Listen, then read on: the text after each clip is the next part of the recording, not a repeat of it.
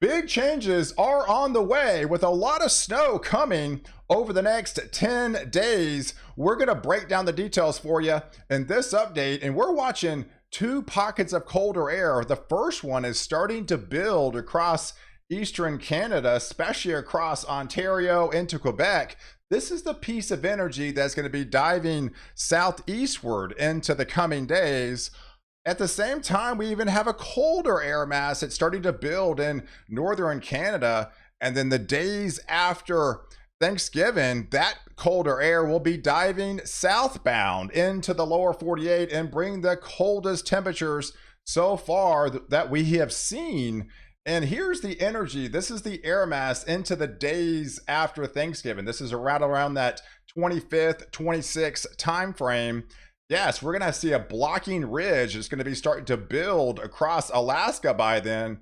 That's going to create the funnel effect and the blocking feature that's going to send this colder dome of energy into the lower 48. And all systems go that this dives all the way down into the deep south and shifts southeastward as well. So if you are new to the channel and like detailed weather breakdowns, hit the subscribe button and you're in. You get all my daily content on this channel. And I would love to reach 225,000 subscribers by the end of the year. And you can help me get there by subscribing to the channel and following all my daily content. And I also have a second channel that I'll be doing a lot more updates on as well. And that one's Pal Ponder Ultra. So definitely go subscribe as well. I also have an app.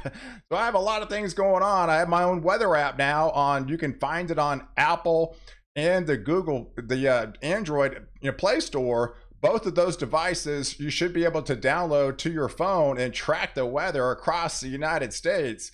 So let's take a look at the setup. Here's the rainfall over the last 7 days. So we talked about several systems. The first one was with the cold front that dropped southward, and then we had this low pressure center that was stalled around the Gulf Coast states. That dumped a lot of heavier rains over the last 7 days across the deep south of Texas. These welcome rains really inundated a good part of Louisiana down here into Mississippi, where they're in a desperate drought out in that region. But once it got to Florida, it really started to escalate, especially down there in South Florida, that some of these areas picked up a foot of rainfall in about a 24 to 48 hour time span. And then we also had some beneficial rains that came in off the West Coast and impacted portions of the Southwest. But now we're watching that low pressure center that's coming off of Florida. So now that low pressure center is going to be, lifting northeastward and hugging the coast of the East Coast. Luckily, the higher winds are going to be in the eastern side of this upper level low, but this is close enough that it's going to bring some light to moderate rain showers across portions of Maine, down here into portions of, say, Connecticut, down into Rhode Island, back into Massachusetts region. And then, of course, we're watching this colder pocket of air that's building across a good part of Canada there. And then as we move forward and heading into that Monday time frame, look at the low pressure center. Now we're talking down to a 966 millibar low pressure. That is going to conjoin with this colder pocket of air that's building across Canada. Notice the freeze line. Now it's starting to shift southbound, right? So now it's starting to enter back into portions of the US, into the upper Great Lakes region, into portions of New England. At the same time, we'll be watching that storm system that came off the West Coast. Now it's going to be setting up shop across portions of the southern plains, and some of this activity into that daytime hour on Sunday, and especially into Sunday afternoon across the Oklahoma City region, across the Tulsa region. Those areas could see some bumpy thunderstorms and some severe storms. But further south, I think there's less instability across North Texas going into East Texas. So I'm not expecting any severe weather with that particular activity. But it's going to be plenty warm for Monday. Monday's like the warmest day for next week. So these areas across, especially the central US, is going to be well above average. And you can see across New England and a good part of the mid-Atlantic, that first piece of colder energy, now it's entering those regions across the Northeast, while further south, you're still going to be in the warm sector. And while you're in the warm sector, you're going to be taking advantage of some of those higher dew points. It's going to be really escalating for those places further south. So those areas into East Texas and to South Texas, especially down into Louisiana. This lifts as far north as central portions of Arkansas here. What we try to look for is areas that have potentially a 55-degree dew point or higher. That gives you the capability of likely producing some severe storms, because if you got lift out west, and as that lift comes in out west, we could be talking about severe storms that starts to break out into your Monday. This would be Monday afternoon, November the 20th here. There's the date. November the 20th, Monday in East Texas. So I think this is going to be out of the Dallas-Fort Worth area by then. No severe weather expected in Dallas. Everything's going to be in East Texas and draped across where those higher dew points, right? Central Arkansas, especially Louisiana, likely gets hit the hardest. Could see some larger hail, definitely some gustier winds approaching that 65 mile per hour range. That will only extend into the Jackson region. So those areas in Monday afternoon into the Monday evening time frames stay on high alert. We haven't really had much severe weather, but this is kind of a bullseye, if you will, heading into the next week. The only severe weather we're likely going to have going into that Monday time frame. So just stay on high alert if you definitely live down there in that region, because we're going to be taking advantage of a very moist atmosphere still. Drier air comes in on the backside, but it should be elongated into that South Texas region, especially in Louisiana, down here in Arkansas region, into Mississippi. That likely extends into the Alabama region as you get deeper into that Monday night time frame. And as it shifts into that Tuesday time frame, that rapidly moves northeast, and as it does, it'll bring those rain showers along with it. I don't really think these are that severe down here. Maybe some stronger thunderstorms by then down here into Georgia, across the Carolinas. This goes up through West Virginia into portions of Virginia as well, into Pennsylvania. There's the low pressure center that'll be highlighted over Ohio region. But that's the piece of energy that's going to tap into that colder air mass. And now look at the heavy snow that's going to be really starting to unfold across a good part of Ontario. That will only shift into Quebec with some very heavy snow, likely the heaviest snow they've seen so far this fall here, as we'll have some pretty intense low pressure center starting to form up here. 989 areas of low pressure. Further south, it'll still be the all rain, because remember, there's the freezing line. It does shift further southbound, but not enough to make that transition. But we could be looking at some pretty intense snow, especially starting on that Tuesday, Wednesday timeframe in eastern portions of Canada here, especially across the Ontario and Quebec region. And as we go into, this is your first look of Thanksgiving. This is your Thanksgiving day. So this low pressure center will be way up further north by New Brunswick by then, and then tapping into that colder air mass, right? This is on the back side. Notice the freezing line drops further south now. Now that red line is all the way down into Kentucky, down into Tennessee. These areas will be waking up with a freeze coming up on your Thanksgiving morning. While we're already seeing signs out west, right? We're already going to be starting to see signs out west of some of that colder air mass will be funneling in from northern Canada by then. And that will be tapping into that energy and then overturning the atmosphere and producing some of those heavier snows across in Idaho here into good part of Montana. That will be drifting southbound into Wyoming by then.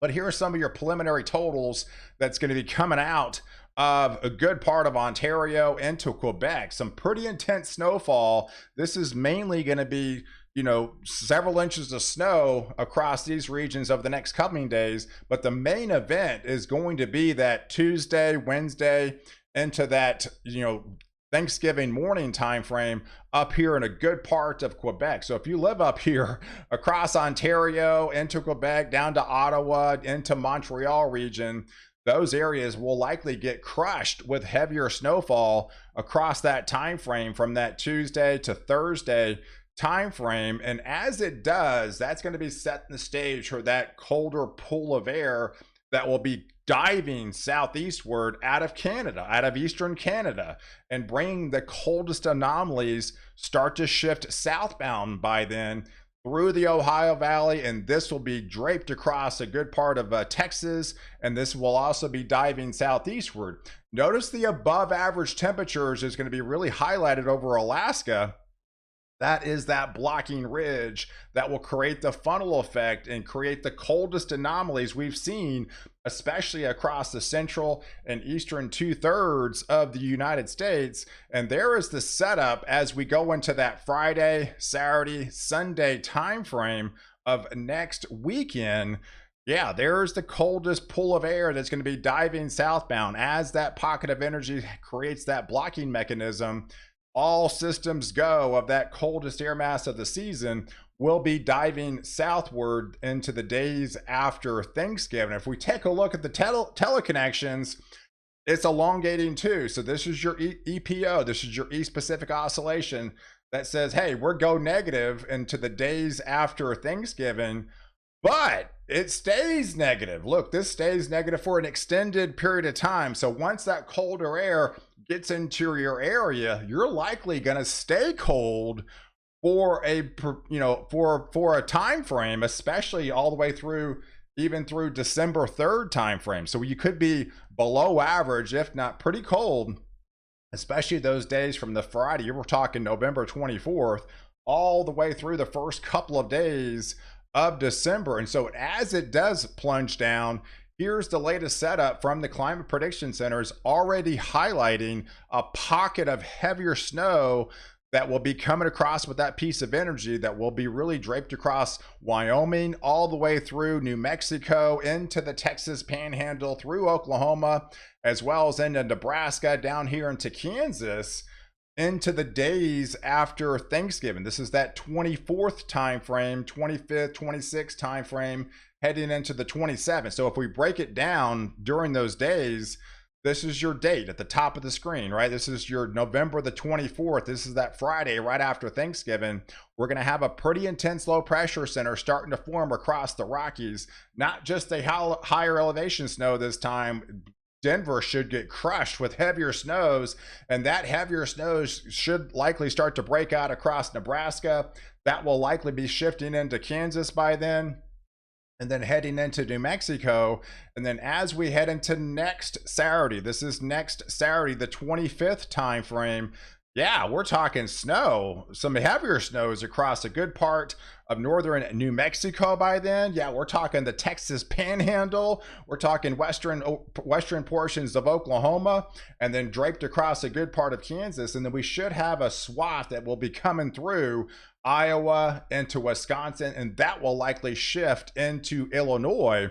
But going forward, right, so this is going to be an Arctic air mass coming from Canada. We got blocking mechanisms up in Alaska, and that means it's going to be dense and it's going to be shallow. So a lot of global models really don't pick up on the intensity of this air mass. We already seen the teleconnections diving southward and staying negative for an extended period of time.